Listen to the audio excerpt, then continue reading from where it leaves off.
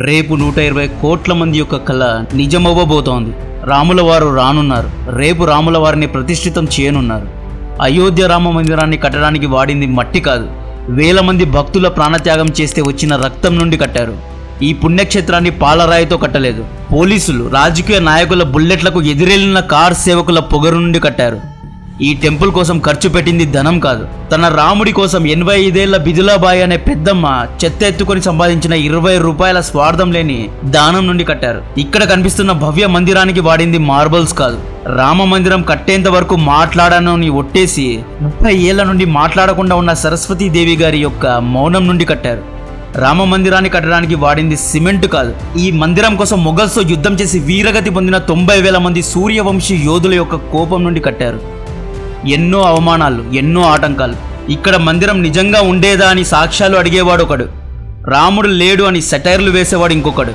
మతం 500 ఏళ్ల పోరాటాన్ని ఇస్తే రాజకీయం 51 ఇంచీల రాముల వారి విగ్రహాన్ని ఇచ్చింది.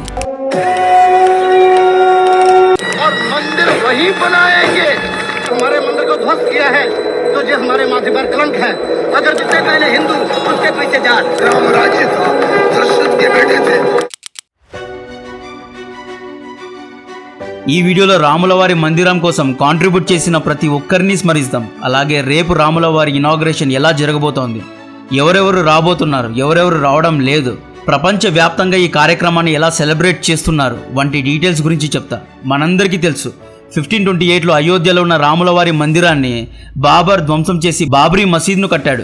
దీని యొక్క టైమ్ లైన్స్ గురించి డీటెయిల్గా వీడియో ఇంతకు ముందే చేశా, చాలా మంది ఆ వీడియో చూశారు కూడా, లింక్ డిస్క్రిప్షన్లో ఇస్తున్నా. ఈ వీడియోలో ఎవరు ఎలా రాముల వారి మందిరం కోసం ప్రాణత్యాగం చేశారో చెప్తా. డిసెంబర్ 22వ రోజు రాత్రి బాబ్రీ మసీద్ డోమ్ కింద మిరాక్యులస్గా 9 ఇంచీల రాముల వారి మూర్తి ప్రతిష్ఠితమైంది. రాముల వారు ఇది నా జన్మభూమి అనే సంకేతం ఇచ్చారు. బాబ్రీ మసీద్ను డెమాలిష్ చేసి ఇకనైనా రాముల వారి మందిరాన్ని కట్టాలి అని అప్పట్లో డిమాండ్ చేశారు. కానీ అప్పటి ప్రభుత్వం ప్రజల డిమాండ్ను పక్కన పెట్టి ఆ మూర్తి ఎలా వచ్చింది అని ఎంక్వైరీ చేశారు. లైబర్హాన్ కమిషన్ అనే కమిటీ స్థాపించారు. కమిటీ ఏమని రిపోర్ట్ ఇచ్చింది అంటే ఇది ఒక కాన్స్పిరసీ థియరీ అంది. ఆ రోజు రాత్రి 50 నుండి 60 మంది భక్తులు మసీద్ తాళాలు పగలగొట్టి రాముల వారి మూర్తిని, సీతాదేవి మూర్తిని అక్కడ ఉంచారు అనే రిపోర్ట్ ఇచ్చారు. 1984లో ఇందిరాగాంధీ గారు చనిపోయారు. పెద్ద ఎత్తున సింపతి రావడంతో 1984లో జరిగిన సెంట్రల్ ఎలక్షన్స్లో 414 సీట్ల భారీ మెజారిటీతో రాజీవ్ గాంధీ గారు గెలిచారు. రాజీవ్ గాంధీ గారు తన పాలనలో వేసిన 2 స్టెప్స్ మొత్తం గేమ్ను మారుస్తుంది. ఎలా మారుస్తుందో చూడండి. మీకు గుర్తుంటే 1985లో షా బాను అనే వయసున్న ముస్లిం యువతి తన భర్త మీద ఒక కేసు వేసింది. ఏమని కేసు వేసింది అంటే తన భర్త తనకు 60 ఏళ్ల వరకు వాడుకొని తనతో పిల్లల్ని కని తను ముసలిదాన్ని అయిన తర్వాత తనకు తలాక్ తలాక్ తలాక్ అని 3 సార్లు తలాక్ చెప్పి విడాకులు ఇచ్చాడు అని కేసు వేసింది. మన డెమోక్రసీ, ఈక్వాలిటీ రాజ్యాంగం ఏమంటోంది అంటే హిందూస్, క్రిస్టియన్స్, సిఖ్స్కు డైవర్స్ అనే చట్టం ఉంది, కానీ ఈ చట్టం ముస్లిమ్స్కు వర్తించదు.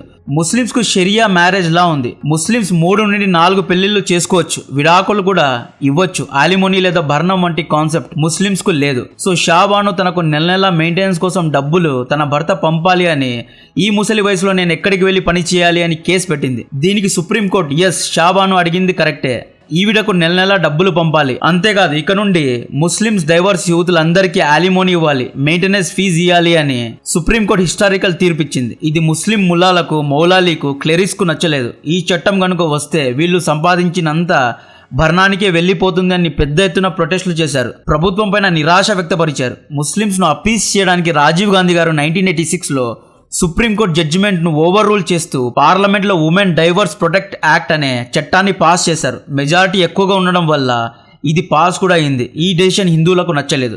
నెక్స్ట్ 1980లో బీజేపీ పార్టీ స్థాపింపబడింది. 1984 జనరల్ ఎలక్షన్స్లో బీజేపీ పార్టీకు కేవలం 3 సీట్లు వచ్చాయి. 1984లోనే ఎల్కే అద్వానీ గారి ఆధ్వర్యంలో విశ్వ హిందూ పరిషత్ నేతృత్వంలో రామ్ జన్మభూమి రథయాత్ర మొదలైందండి. ఈ రథయాత్రలో మోడీ గారిని కూడా చూడొచ్చు. ఈ రథంతో చేసిన ఊరేగింపు పెద్ద ఎత్తున పాపులర్ అయింది. బీజేపీ చేసిన డిమాండ్ బాబ్రీ మసీద్ స్థానంలో రాముల వారి మందిరాన్ని కట్టాలి అని. షాబాను కేసులో నిరాశగా ఉన్న హిందువులను అపీస్ చేయడానికి రాజీవ్ గాంధీ గారు 1986లో బాబ్రీ మసీద్ లోపల వెలిసిన రాముల వారిని చూడడానికి గేట్స్ ను ఓపెన్ చేయాలి అని చెప్పారు. దీంతో బీజేపీ పాపులారిటీ అమాంతం పెరిగింది. మేము చేపట్టిన రథయాత్రకు తల వగ్గి ప్రభుత్వం గేట్స్ ను ఓపెన్ చేసింది అని ఈ డిసిషన్ కారణంగా ముస్లిమ్స్ రాజీవ్ గాంధీ గారి పైన నిరాశ వ్యక్తపరిచారు. శ్రీలంక యుద్ధంలో మన సైన్యాన్ని పంపడం, సిక్ మిలిటెంట్స్ పైన ఆపరేషన్స్ ను జరపడం, భోపాల్ గ్యాస్ ట్రాజెడీ వంటి కారణాల వల్ల appeasement politics and anti incumbency యొక్క అమాల్గమేషన్ లో 1989లో జరిగిన జనరల్ ఎలక్షన్స్ లో రాజీవ్ గాంధీ గారు ఓడిపోయారు. 1989లో నేషనల్ ఫ్రంట్ ప్రభుత్వాన్ని స్థాపించింది. నేషనల్ ఫ్రంట్ అంటే ఈ గ్రూప్ కు జనతాదళ్ పార్టీ నేతృత్వం వహించింది. జనతాదళ్ పార్టీకు ప్రభుత్వాన్ని స్థాపించడానికి కావాల్సిన పూర్తి మెజారిటీ లేదు కాబట్టి బీజేపీ పార్టీ, టీడీపీ వంటి పార్టీస్ యొక్క సపోర్ట్తో సింగ్ ప్రధానమంత్రిగా ప్రభుత్వాన్ని స్థాపించారు. 1989లో సెంటర్లో నేషనల్ ఫ్రంట్ ఉన్నా కూడా ఉత్తరప్రదేశ్లో ములాయం సింగ్ యొక్క సమాజ్వాదీ పార్టీ యొక్క రూల్ ఉండేది. అక్టోబర్ 38, 1990లో పెద్ద ఎత్తున కార్ సేవకులు అయోధ్యలో ర్యాలీ చేశారు. ఆ రోజును డీ డే అని కూడా పిలుస్తారు. 40,000 మంది కార్ సేవకులు కాలినడకన బాబ్రీ మసీద్ వైపు ర్యాలీ చేశారు. కొంతమంది కాలినడకన వెళ్తే ఇంకొంతమంది సరియూ నదిని ఈదుకుంటూ అయోధ్యకు చేరుకున్నారు. అప్పటి UP chief minister Mulayam Singh Yadav 28,000 మంది పోలీసులను బాబ్రీ మసీద్ చుట్టూ బందోబస్తు పెట్టాడు. బాబ్రీ మసీద్ చుట్టూ కంచెలు వేసి ఎవరిని లోపలికి వెళ్ళకూడదు అనే ఆదేశం ఇచ్చాడు ములాయం సింగ్. అయోధ్య మే పరిందా భీ పార్ నహీ మార్ సక్తా అని చెప్పారు. దీనికర్థం ఈ కంచెలను పక్షులు కూడా దాటలేవు, దట్టమైన సెక్యూరిటీని పెట్టండి అని ములాయం సింగ్ ఆదేశించాడు. 40,000 మంది కార్ సేవకుల్లో 10,000 మంది ఆ రోజు బాబ్రీ మసీద్కు చేరుకున్నారు. కార్ సేవకులు బాబ్రీ మసీద్ చుట్టూ గుమికూడారు. లోపలికి వెళ్ళడానికి ప్రయత్నించారు, కానీ పోలీసులు వీరిని ఆపుతున్నారు. కార్ సేవకులను పట్టుకొని కానిస్టేబుల్ బస్సులో కుక్కుతున్నారు, అరెస్ట్ చేస్తున్నారు, టియర్ గ్యాస్ వేస్తున్నారు. ఈ మధ్యలో ఒక కార్ సేవక్ అత్యంత సాహసంతో ఆ కానిస్టేబుల్ బస్సును తన అదుపులో తీసుకొని బస్సులను కంచెల లోపలికి దాటించాడు. కంచెలు తెగిపోయాయి. వందల్లో కార్ సేవకులు మసీద్ లోపలికి చొరబడ్డారు. 1 కాదు 2 కాదు, 28,000 మంది పోలీసుల లాఠీలకు ఎదురెళ్లి లోపలికి వెళ్లడం మామూలు విషయం కాదు. కొంతమంది కార్ సేవకులు బాబ్రీ మసీద్ డోమ్ పైకి ఎక్కి భగవా జెండాను ప్రతిష్ఠితం చేశారు. వెంటనే పోలీసులు బుల్లెట్స్తో లాఠీలతో చార్జ్ చేశారు. కార్ సేవకులపైన టియర్ గ్యాస్, లాఠీ చార్జ్తో పాటు ములాయం సింగ్ యాదవ్ ఓపెన్ ఫైర్ చేయాలని ఆదేశించాడు. కార్ సేవకులపైన ఓపెన్గా బుల్లెట్ల వర్షం కురిపించారు. ఆ కాల్పుల్లో చాలా మంది గాయపడ్డారు, కొంతమంది చనిపోయారు. సాయంత్రానికి కార్ సేవకులు వెనుదిరిగారు. బాబ్రీ మసీద్ డోమ్ పైన ఉన్న జెండాను తీయడానికి ప్రయత్నిస్తే అక్కడ ఒక అద్భుతం జరిగింది.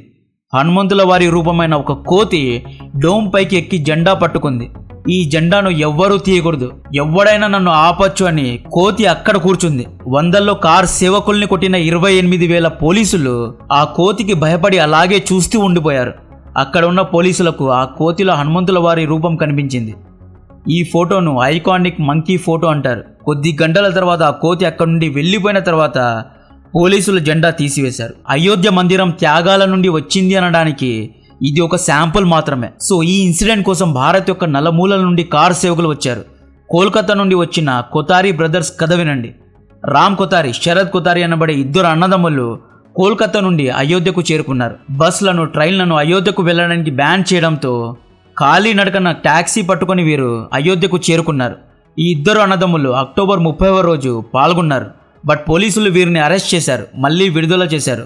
నవంబర్ 2వ తేదీ ఈ 2 అన్నదమ్ములు మళ్ళీ బాబ్రీ మసీద్ దగ్గరకు వెళ్ళినప్పుడు వీరిని పోలీసులు పాయింట్ బ్లాంక్లో కాల్చి చంపేశారు. ఈ త్యాగాలు అనేవి కార్ సేవకుల వరకే ఆగలేదు. 1883 నుండి నిర్మోహి అఖారా సభ్యులు కోర్టులో అయోధ్య కేసును ఫైట్ చేస్తున్నారు. వాళ్ళ ఓపిక గొప్పది. కోర్టుల చుట్టూ తిరగడం అనేది మామూలు విషయం కాదు. సో 1990లో బాబ్రీ మసీద్ దాడి కారణంగా మండల్ కమిషన్, పంజాబ్ ఇన్సర్జెన్సీ కారణంగా ప్రజలు నేషనల్ ఫ్రంట్ పైన నమ్మకాలు కోల్పోయారు. 1991లో నేషనల్ ఫ్రంట్ డిజాల్వ్ అయింది. మళ్ళీ ఎలక్షన్స్ జరిగాయి. ఈ ఎలక్షన్ సమయంలో రాజీవ్ గాంధీ గారి హత్య జరిగింది. సో 1991 ఎలక్షన్స్ లో కాంగ్రెస్ పార్టీ గెలిచింది, ప్రభుత్వాన్ని స్థాపించింది. పివి నరసింహారావు గారు పీఎం అయ్యారు. బీజేపీ ఇంకొక స్టెప్ ఎక్కి 1991 ఎలక్షన్స్ లో 80 నుండి 120 సీట్స్ ను గెలుచుకుంది. ఇక్కడ మీరు ఒక విషయాన్ని గమనిస్తే రాములవారి మందిరం ఇష్యూ ఎప్పుడెప్పుడు జరిగిందో అప్పుడప్పుడు జరిగిన ఎలక్షన్స్ లో బీజేపీకు సీట్స్ పెరుగుతూ వచ్చాయి.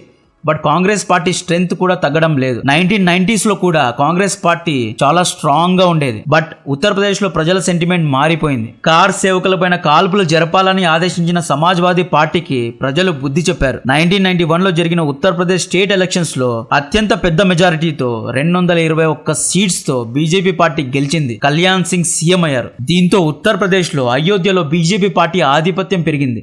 డిసెంబర్ 6, 1992లో మళ్ళీ కార్ సేవకులు బాబ్రీ మసీద్ పైన దాడి చేసి డోమ్ పైన జెండా ఎగరవేశారు. 1949లో వెలసిన రాముల వారు సీతాదేవి విగ్రహాలను ఒక టెంట్లో పెట్టారు. పూజలు జరిగాయి. ఈ ఇన్సిడెంట్నే బాబ్రీ మసీద్ డెమాలిషన్ అంటారు. ఈ ఇన్సిడెంట్ కారణంగానే ముంబై దాడులు జరిగాయి. ఈ ఇన్సిడెంట్ భారత చరిత్రను మార్చి పడేసింది. ఈ ఇన్సిడెంట్ తర్వాత సరస్వతీదేవి గారు రాముల వారి మందిరాన్ని కట్టేంత వరకు నేను మాట్లాడను అని మౌన వ్రతానికి వెళ్ళింది. రేపు ఈవిడ 32 ఏళ్ల తర్వాత మాట్లాడబోతున్నారు. ఈ ఇన్సిడెంట్ తర్వాత అయోధ్య దగ్గరున్న సరై రాస్ అనే ఊరిలో సూర్యవంశి అనబడే ఒక సమూహం ఉంది. రాముల వారి మందిరం వచ్చేంత వరకు తలకు పాగా కట్టుకోము, కాళ్లకు చెప్పులు వేసుకోము అని ప్రతిజ్ఞ చేసిన సమూహం ఇది. రేపు ఈ సూర్యవంశి సమూహం టర్బమ్స్ కట్టుకొని కాళ్లకు చెప్పులు తొడుక్కొని అయోధ్యకు వెళ్ళనున్నారు. ఇలాంటి కథలు ఎన్నో, త్యాగాలు మరెన్నో. మొఘల్ సమయంలో మొదలైన గొడవ మోడీ గారి యుగంలో ముగిసింది.